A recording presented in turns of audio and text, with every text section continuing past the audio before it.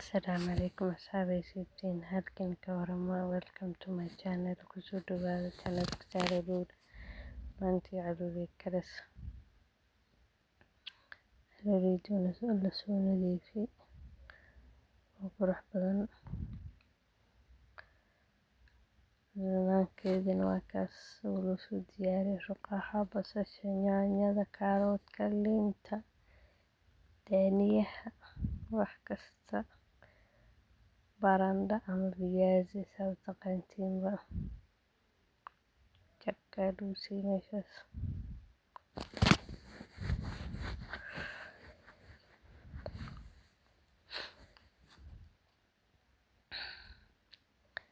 ma fahanteen